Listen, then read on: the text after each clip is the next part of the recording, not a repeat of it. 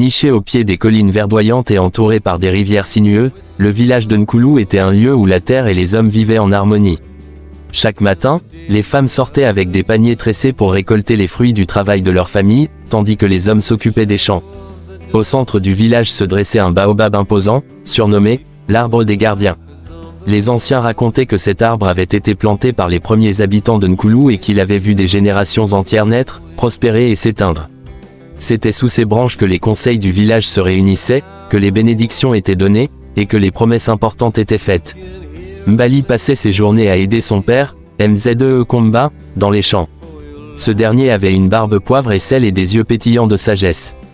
Il aimait parler en travaillant, et chaque mot qu'il prononçait semblait chargé d'une leçon. Mzee Komba. La terre est comme une mère, Mbali. Si tu prends soin d'elle, elle te nourrira. Mais si tu l'exploites sans réfléchir, elle te rejettera. Il passait des heures à planter des graines, à arroser les jeunes pousses et à observer le ciel pour y lire les signes du temps. Un jour, alors qu'il s'abritait sous le baobab après une longue journée de travail, Mzee Komba raconta une histoire ancienne. Mzee Komba. Il y a des années, une sécheresse terrible s'est abattue sur ce village. Beaucoup ont fui, pensant que la terre les avait abandonnés. Mais un homme, le vieux Kamadi, est resté. Il a creusé des trous, planté des arbres, et prié les ancêtres.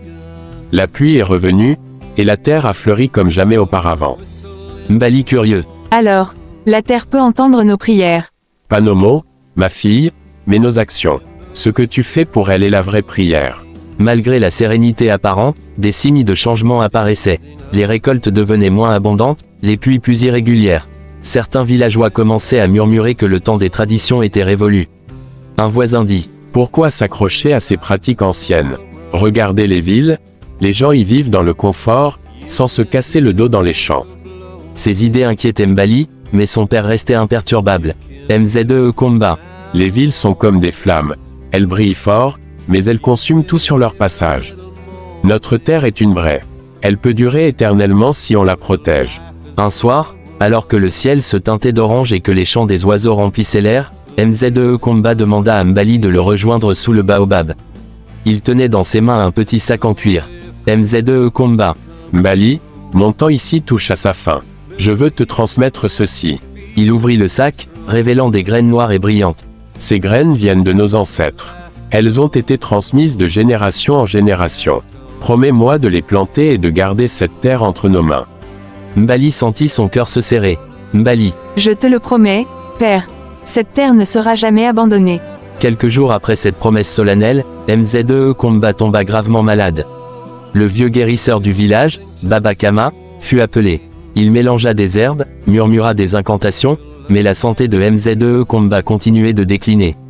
Un soir, Mbali s'agenouilla près de son père, les yeux rougis par les larmes. Mbali suppliante. Père, ne me laisse pas. Je ne suis pas prête à porter ce fardeau. La terre t'aidera, ma fille. Écoute-la, respecte-la, et elle te guidera. Mzee Komba ferma les yeux pour la dernière fois cette nuit-là, sous le regard bienveillant du baobab. Les funérailles furent sobres mais empreintes de respect. Les villageois chantèrent des louanges à Mzee Komba pour sa sagesse et sa dévotion. Mbali, désormais seule héritière de la terre familiale, sentit un poids immense peser sur ses épaules. Quelques mois plus tard, un événement inattendu bouleversa le calme du village. Une file de voitures luxueuses arriva, soulevant la poussière rouge de la piste principale. Les villageois, curieux, se rassemblèrent autour des véhicules. Des hommes et des femmes, vêtus de costumes impeccables, descendirent avec des sourires éclatants. L'un d'eux, un homme grand avec une montre en or étincelant, s'adressa à la foule. « Mes amis, je m'appelle Monsieur Karim. Je représente une grande compagnie agricole qui souhaite investir ici, dans votre village. » Les villageois échangèrent des regards, intrigués. Imaginez des champs modernes, des machines qui remplacent le travail manuel, des écoles pour vos enfants et des routes goudronnées. Les murmures dans la foule se transformèrent en exclamations d'approbation. Un villageois prend la parole. Enfin, quelqu'un qui reconnaît notre potentiel. Une autre réagit. Peut-être que nos enfants n'auront plus à souffrir comme nous. Mais Mbali, qui écoutait à distance, sentit une inquiétude grandir en elle. Ce discours semblait trop beau pour être vrai. Quelques jours plus tard, les investisseurs commencèrent à visiter les parcelles des villageois, offrant des sommes d'argent considérables en échange des terres. Beaucoup furent séduits par ces promesses. Quand ils arrivèrent chez Mbali, ils furent accueillis par une jeune femme déterminée, les bras croisés devant sa porte. Investisseur, mademoiselle, nous avons entendu parler de la richesse de vos terres. Nous sommes prêts à vous offrir une somme généreuse. Regardez ce contrat. Il tendit un document soigneusement rédigé, mais Mbali ne le prit même pas. Mbali réplique. Cette terre n'est pas à vendre. Elle appartient à mes ancêtres. Vos ancêtres ne reviendront pas la réclamer, n'est-ce pas? Soyez raisonnable. Vous pourriez vivre confortablement en ville. Si je quitte cette terre, je perds ma raison d'être. Très bien, mais ne venez pas pleurer lorsque vous serez seul et affamé. Après leur départ, Mbali se sentit isolé. Les villageois, séduits par l'argent, commencèrent à la critiquer. Un voisin lui dit « Mbali, tu es trop têtu. Cet argent pourrait te sauver. » Une autre dit « Tu resteras une pauvre fermière pendant que nous vivrons dans le confort. » Mais Mbali resta fidèle à sa promesse. Les saisons passèrent, et la terre devint de plus en plus difficile à cultiver.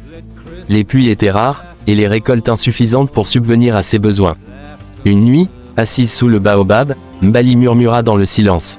« Père, si tu m'entends, aide-moi.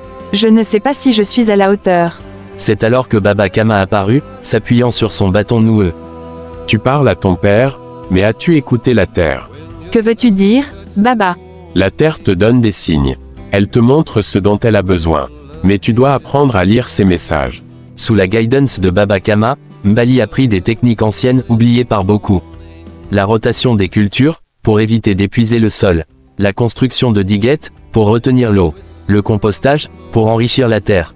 Au début, les résultats furent lents. Les premières récoltes étaient maigres, et Mbali lutta pour ne pas perdre espoir. Un matin, alors qu'elle arrosait ses plants, Mbali remarqua une chose étrange, une pousse vigoureuse avait germé dans une parcelle qu'elle croyait stérile. Ce fut le premier signe du renouveau. Peu à peu, ses champs reprirent vie. Les arbres qu'elle avait plantés commencèrent à offrir de l'ombre, et les oiseaux revinrent. Les villageois, intrigués, vinrent lui poser des questions.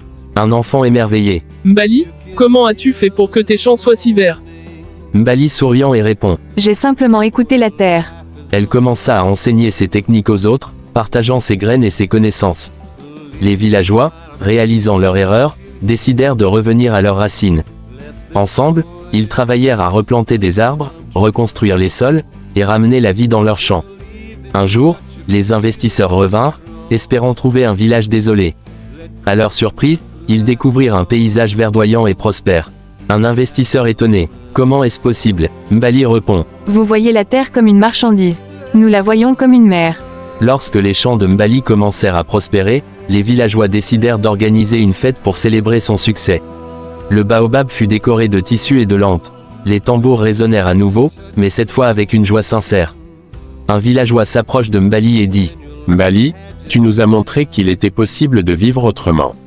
Nous te devons beaucoup. » Vous ne me devez rien. Tout ce que j'ai fait, c'est écouter la terre. Les enfants chantèrent une chanson qu'ils avaient composée en son honneur, et Baba Kama prononça une bénédiction. Baba Kama. La terre a retrouvé sa voix grâce à toi, Mbali. Que ton exemple inspire les générations à venir. Des années plus tard, Mbali, désormais une femme âgée, raconta cette histoire à ses petits-enfants sous le baobab. Mbali. Souvenez-vous toujours, la terre est notre plus grand trésor. Si vous la respectez, elle vous soutiendra, vous et les générations futures. Ainsi le village reprend ses vertus. Si vous voulez des livres sur des contes, des histoires et des livres sur comment générer des images ou des voix avec l'intelligence artificielle, tous les liens dans la description. Abonnez-vous, aimez et partagez, pour ne rien rater de nos prochaines publications. Activez la cloche de notification.